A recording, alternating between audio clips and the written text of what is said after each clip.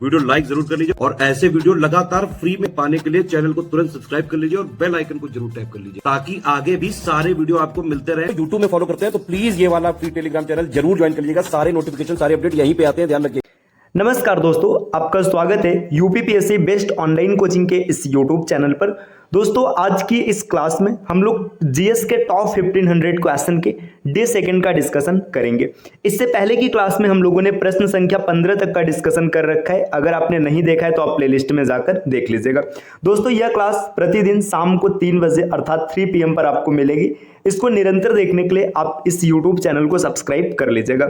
इसमें हम लोग जीएस के टॉप 1500 क्वेश्चन का डिस्कशन करेंगे जो सभी प्रकार के स्टेट पीसीएस एग्जाम और वनडे एग्जाम के लिए समान रूप से उपयोगी होने वाला है। तो चलिए दोस्तों, आगे बढ़ते हैं। प्रश्न संख्या 16 यहाँ पर दिया, 1540 ईस्वी से 1545 ईस्वी तक का काल निम्नलिखित में से किस शासक के शासनकाल से संबंधित है। सेम यही डेटा यहाँ पर इंग्लिश में दिया है। The period from 1540 AD to 1545 AD is related to the reign of which of the following ruler।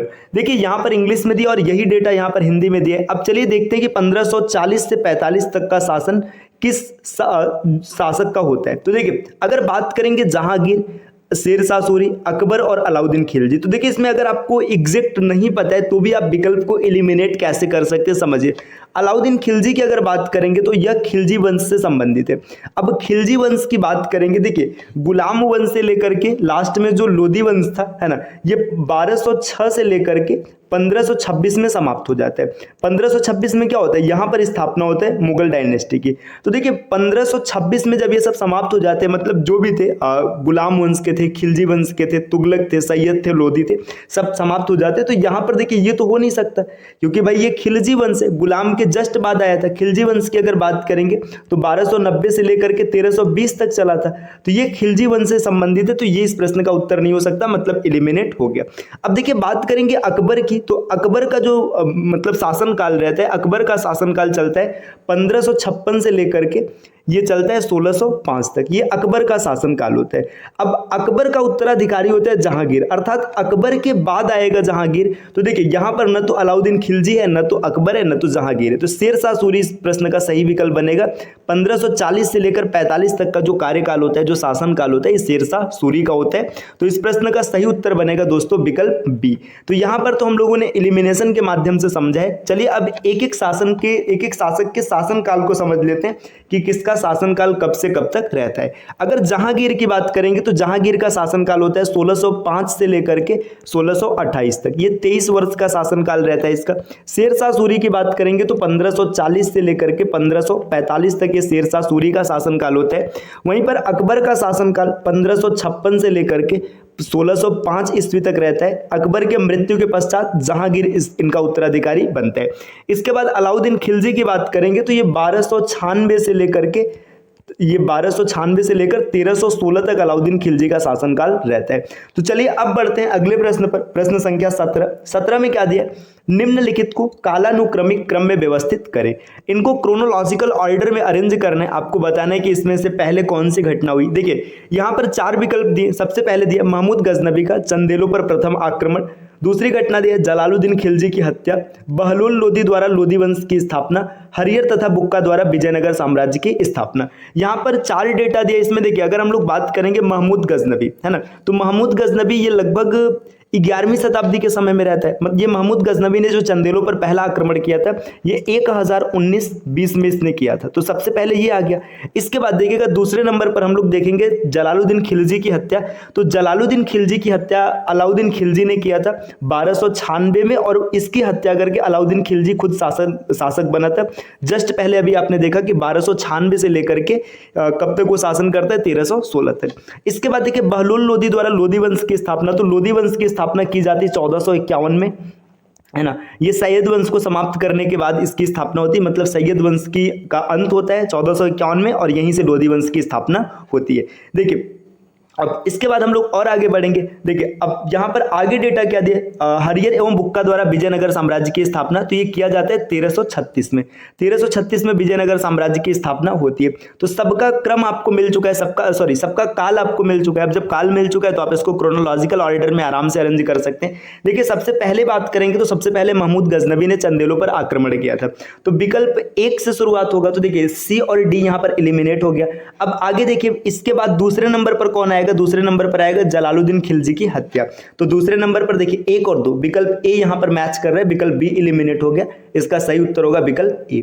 चलिए दोस्तों बढ़ते हैं अगले प्रश्न पर, प्रश्न संख्या 18। देखिए 18 नंबर के का क्वेश्चन यहां पर क्या दिया हुआ है। 18 नंबर का क्वेश्चन ये दिया है, निम्नलिखित का मिलान करें, मैच द फॉलोइंग। आपको मिलाना है। यहाँ पर देखिए क्या डेटा दिया है, यहाँ पर नदियां दिया है और इसका पूरा तात्विक स्थल दिया है, मतलब किस नदी के किनारे कौन सा पूरा तात्विक स्थल स्थित है। अगर इसकी बात करेंगे तो देखिए पहला ऑप्शन दिया गंभीरी नदी और दूसरा है हिरण्य नदी, साबरमती, भोगवा नदी और आगे है काली सिंधु नदी। तो यहाँ पर देखिए अगर इसके मिलान की बात करेंगे तो गंभीरी नदी जो है ये चित्तौड़गढ़ राजस्थान, यहाँ पर इसका एक का मिलान किससे हो जाएगा, बी के साथ हो जाएगा। इसके बाद देखिए और आगे बढ़ेंगे तो हिरण्य नदी की बात करेंगे तो हिरण्य नदी ये है प्रभास पाटन गुजरात में स्थित है, तो यहाँ पर दूसरे का मिलान ए से हो जाएगा। अगर साबरमती भोगवा नदी की बात करेंगे तो ये लोथल में स्थित है, तो ये सी ऐसे ही मिल जाएगा। एक बचा है काली सिंधु, तो ये कायथा के साथ मिक्स हो जाएगा। तो यहाँ पर देखिए पहले के साथ बी आएगा और दूसरे के साथ ए आएगा, पहले के साथ बी और दूसरे के साथ ए, यहाँ पर ये दिख रहा है ना। देखिए इसमें पहले के साथ बी नहीं तो एलिमिनेट हो गया, पहले के साथ ए है एलिमिनेट हो गया, पहले के साथ सी है ये भी एलिमिनेट हो गया। विकल्प ए इस प्रश्न का सही उत्तर बन जाएगा। दोस्तों आते हैं अगले प्रश्न पर, नेक्स्ट प्रश्न संख्या 19 नंबर का क्वेश्चन क्या दिया, निम्नलिखित कथनों पर विचार करें। यहां पर शहर दिया है और यहां पर इसके संस्थापक का नाम दिया है। अब इसमें करना क्या, आपको ऊपर दिए गए निम्नलिखित में से कौन सा कथन सही है आपको ये बताना है। देखिए अब यहां पर हम लोग देखेंगे कौन सा कथन सही, तो यहां पर दिया है गंगैकोंड चोलपुरम। अगर इसके संस्थापक की बात करेंगे तो राजेंद्र प्रथम, ये बिल्कुल सही दिया है ना। गंगैकोंड चोलपुरम के संस्थापक राजेंद्र प्रसाद है, राजेंद्र प्रथम है, माफ कीजिएगा मैं राजेंद्र प्रसाद बोल गया है ना, राजेंद्र प्रथम है, ये बिल्कुल सही है। राजगृह के संस्थापक की अगर बात करेंगे तो राजगृह के जो संस्थापक थे ये बिंबिसार थे, अशोक नहीं थे, तो यहां पर ये गलत हो जाएगा। राजगृह के संस्थापक बिंबिसार जी, अशोक नहीं है। आगे मान्यखेत की बात करेंगे तो इसके संस्थापक अमोघ वर्ष हैं, ये भी बिल्कुल सही है। और पाटलिपुत्र की स्थापना उदयन ने किया था, ये भी बिल्कुल सही है। तो पहला, तीसरा और चौथा, इस प्रश्न का सही उत्तर जो बनेगा पहला, तीसरा और चौथा, विकल्प डी यहां से सही हो जाएगा। दोस्तों आते हैं अगले प्रश्न पर, प्रश्न संख्या 20 में क्या दिया, निम्नलिखित में से सही विकल्प चुने। अब आपको यह बताना है कि इसमें से कौन सा विकल्प सही है। देखिए सबसे पहला यहां पे क्या दिया, हेक्टर नामक पहला अंग्रेजी जहाज कैप्टन हॉकिंग्स के नेतृत्व में भारत आया और 24 अगस्त 1608 ईस्वी को सूरत बंदरगाह पर पहुंचा था। तो देखिए अगर बात करेंगे हेक्टर नामक जहाज लेकर कैप्टन हॉकिंग्स आया था, है ना, 24 अगस्त 1608 को सूरत बंदरगाह पर पहुंचा था, ये बिल्कुल सही है। आपको एक डेटा कमेंट करके बताना है कि हॉकिंग्स किसके दरबार में गया था और उसके पास किसके नाम का पत्र था, ये आपको कमेंट करना है। तो ये पॉइंट यहां पर बिल्कुल सही है, आपको ये कमेंट करना है। कमेंट जरूर कीजिएगा कि हॉकिंग्स किसके दरबार में गया था और उसके पास किसके नाम का लेटर था। दूसरा पॉइंट यहां पर दिया है, 1612 ईस्वी में कैप्टन बेस्ट के नेतृत्व में अंग्रेजों ने स्वाली के युद्ध में फ्रांसीसी सेना को पराजित किया। देखिए यहां पे फ्रांसीसी सेना का नाम लिया जा रहा है, जबकि अगर बात हम लोग करेंगे स्वाली का जो युद्ध हुआ था वो कैप्टन बेस्ट ने अंग्रेजों की तरफ से लड़ा था पुर्तगाली सेना के विरुद्ध। तो यहां पे फ्रांसीसी सेना नहीं आएगा, यहां पर पुर्तगाली सेना आएगा, ये गलत हो जाएगा। तो ये दूसरा तो गलत है ना।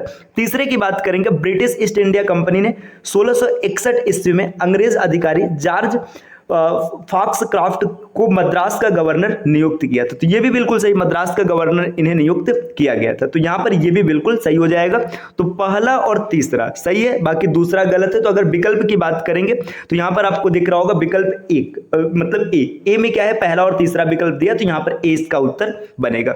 आते हैं अगले प्रश्न पर, प्रश्न संख्या 21 की बात करेंगे। 21 में क्या दिया है, निम्नलिखित का मिलान करें। अब आपको इसका मिलान करना है, तो देखिए मिलान करने के लिए हम लोग स्टार्ट करते हैं। यहां पर हरियक राजवंश, इसका काल ये दिया है 544 ईसा पूर्व, मतलब बीसी से लेकर के 412 बीसी तक।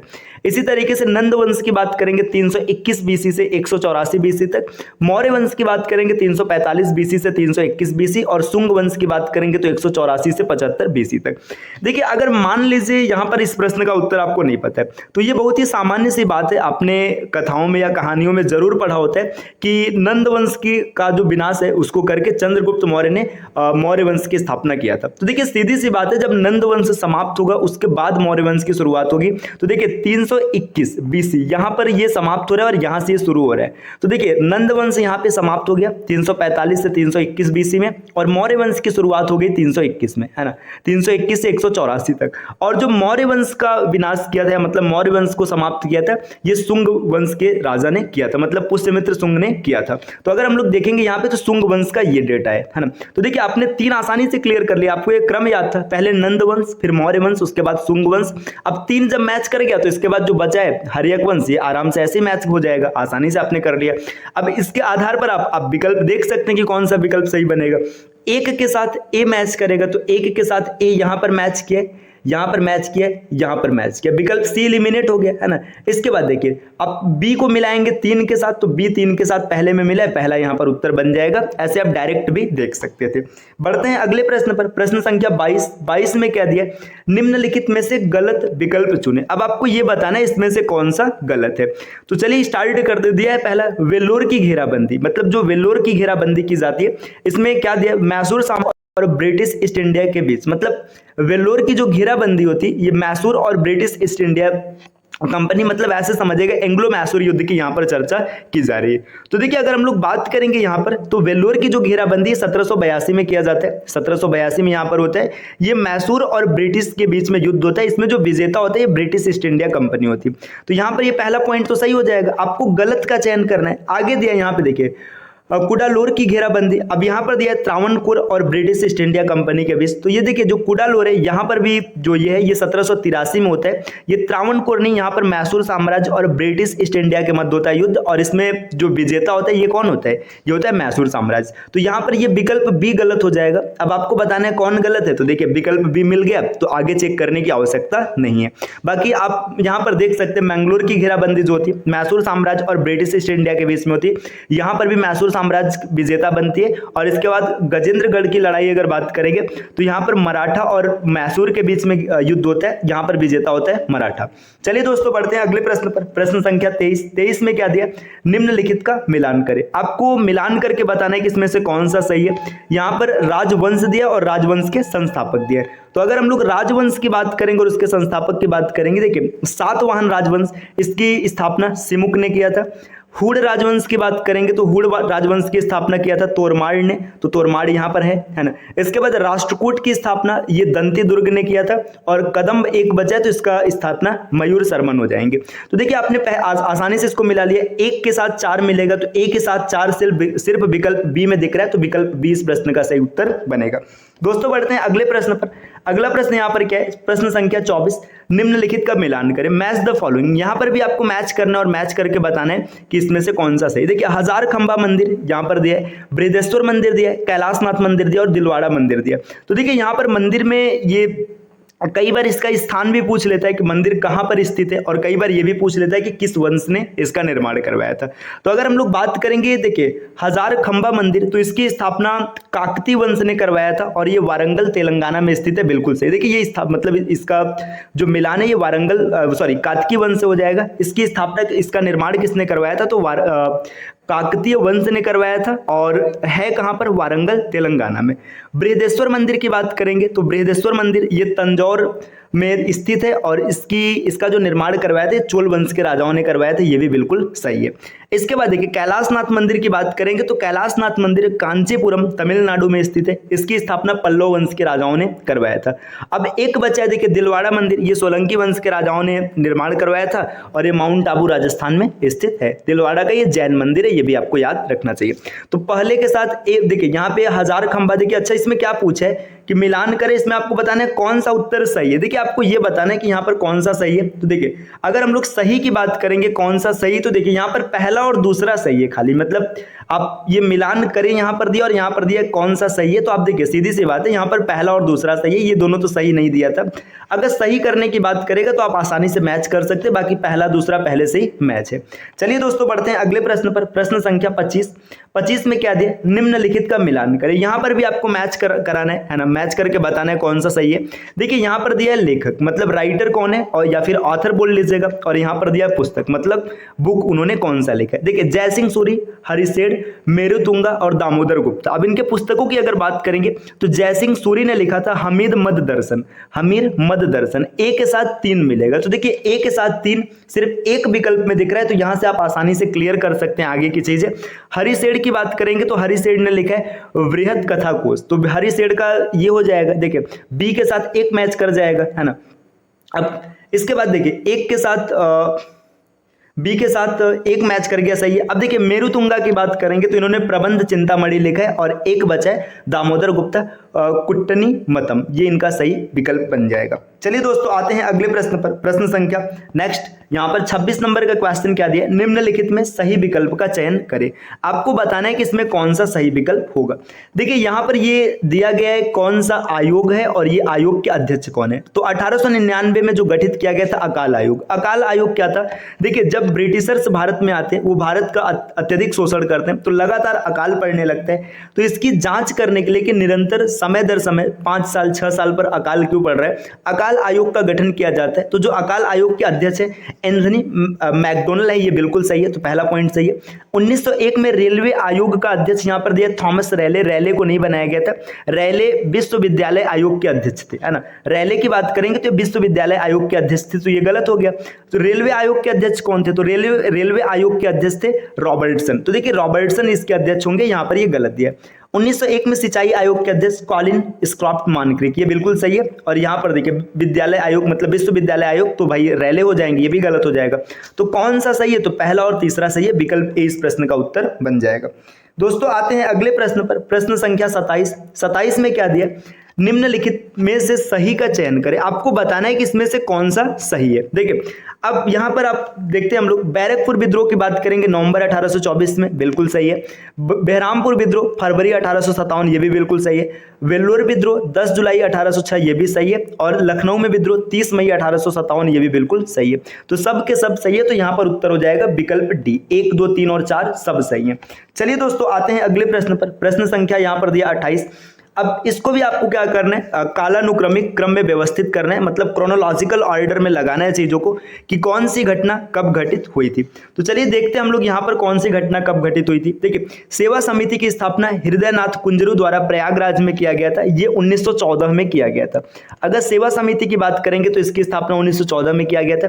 एशियाटिक सोसाइटी की स्थापना विलियम जोन्स ने किया था 1784 में, यहाँ पर इसका भी समय आपको पता चल गया। इसके बाद देखिए आत्मी सभा की स्थापना राजा राम मोहन राय ने किया था 1814 में। और आगे बढ़ेंगे, देखिए नेक्स्ट है कलकत्ता यूनिटेरियन कमेटी की स्थापना राजा राम मोहन राय और विलियम एडम ने किया था 1821 में। तो सबका समय आपको पता चल गया। देखिए सबसे पहले अगर देखेंगे, सबसे पहले यहाँ पर आएगा दूसरा, दूसरे के बाद आएगा, देखिए दूसरे के बाद आएगा फिर तीसरा, तीसरे के बाद चौथा और फिर लास्ट में पहला। तो 2341 इस प्रश्न का सही उत्तर बनेगा। चलिए दोस्तों यहां पर देखते हैं 2341 विकल्प डी इस प्रश्न का सही उत्तर हो जाएगा। दोस्तों आते हैं अगले प्रश्न पर, प्रश्न संख्या 29 में क्या दिया, निम्नलिखित में से सही विकल्प चुनें। आपको बताना है कि कौन सा विकल्प सही है। तो चलिए देखते हैं कौन सा विकल्प सही बनेगा। यहां पर पहला दिया है बाल गंगाधर तिलक ने अप्रैल 1916 में इंडियन होम रूल लीग की स्थापना की थी। तो इंडियन होम रूल लीग की स्थापना बाल गंगाधर तिलक अर्थात बीजी तिलक ने किया था, 1916 समय है, ये भी बिल्कुल सही है। तो पहला सही हो जाएगा। दूसरा पॉइंट यहां पर क्या दे देखिए, अगर दूसरे पॉइंट की बात करेंगे, इंडियन होम रूल लीग की पहली बैठक बाल गंगाधर तिलक द्वारा मद्रास में आयोजित किया गया था। तो देखिए ये इसकी जो पहली बैठक होती है ये बेलगामी कर्नाटक में स्थापित मतलब किया जाता है। तो ये बेलगामी में किया गया था, जो कि अब मतलब उस समय बेलगाम नाम था, अभी बेलगामी कहा जाता है। तो ये गलत हो जाएगा भाई, मद्रास में नहीं किया गया था। तीसरे की बात करेंगे तो बाल गंगाधर तिलक ने कि इंडियन होम रूल लीग का जो मुख्यालय था ये पूना में था, तो इसका मुख्यालय पूना में था, जिसे कि पुणे नाम से जाना जाता है, ये भी बिल्कुल सही है। एनी बेसेंट ने सितंबर 1916 में बेलगाम में ऑल इंडिया होम रूल की स्थापना की थी। तो जो एनी बेसेंट ने किया था ये मद्रास में किया था, बेलगाम में नहीं किया था, ये भी गलत हो जाएगा। तो पहला और तीसरा सही है, तो विकल्प सी इस प्रश्न का सही उत्तर बनेगा। दोस्तों आते हैं अगले प्रश्न पर, प्रश्न संख्या 30। 30 में क्या दिया, निम्नलिखित में से सही विकल्प का चयन आपको करना है। आपको यह बताना है इसमें से कौन सा सही है। देखिए, महात्मा गांधी ने 12 मार्च 1930 को अपने 78 अनुयायियों के साथ साबरमती आश्रम पर एक मार्च का नेतृत्व किया था। तो ये बिल्कुल सही है, महात्मा गांधी ने 12 मार्च 1930 को प्रारंभ किया था, है ना। इसके बाद देखिए 5 अप्रैल 1930 को महात्मा गांधी दांडी के समुद्र तट पर पहुंचे थे। तो देखिए 5 अप्रैल 1930 को ही पहुंचे थे दांडी तट पर, यह भी सही है। तीसरा पॉइंट है, महात्मा गांधी ने 6 अप्रैल 1930 को दांडी में नमक कानून तोड़ा था। तो देखिए नमक कानून जिस दिन तोड़ा तो 6 अप्रैल 1930 का दिन था, तो यह भी सही हो जाएगा। अगले पॉइंट की बात करेंगे, देखिए ब्रिटिश भारत के नमक कानून को तोड़ने के बाद सबने अवज्ञा आंदोलन शुरू किया गया। तो देखिए जब नमक कानून तोड़ा गया उसके बाद सबने अवज्ञा आंदोलन शुरू किया गया था, तो यह भी सही हो जाएगा। तो विकल्प इसमें देखिए 1, 2, 3 और 4 सबके सब सही है। तो देख लेते हैं इसमें कौन सा विकल्प बनेगा। तो आपको बताना है कौन सा उत्तर सही है। तो देखिए पहला, दूसरा, तीसरा, चौथा, यहाँ पर सब के सब सही है, तो विकल्प डी इस प्रश्न का सही उत्तर बनेगा। तो दोस्तों ये आज की क्लास के 15 क्वेश्चन है, हम लोगों ने 15 क्वेश्चन का डिस्कशन किया है।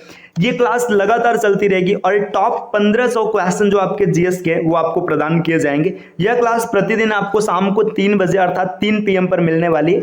इसको निरंतर देखने के लिए आप इस यूट्यूब चैनल को सब्सक्राइब कर लीजिएगा। और अगर आप कंप्लीट तैयारी के लिए टीम के पेड कोर्सेज से जुड़ना चाहते हैं तो यहां पर कुछ नंबर्स दिए गए, आप इन नंबर पे कॉल करके पेड कोर्स से जुड़ने की प्रक्रिया समझ सकते हैं। रुकिए दोस्तों, यहां पर मैं नंबर ये आपको दिखा देता हूं। देखिए ये नंबर है 7523864455, आगे है 8564880530, 9696066089 और ये ज्ञान सर का व्हाट्सएप नंबर है 7838692618। आप यहां से व्हाट्सएप के माध्यम से भी जानकारी प्राप्त कर सकते हैं। तो चलिए अब आपसे मिलते हैं नेक्स्ट वीडियो में कुछ नए कॉन्सेप्ट के साथ। तब तक के लिए नमस्कार।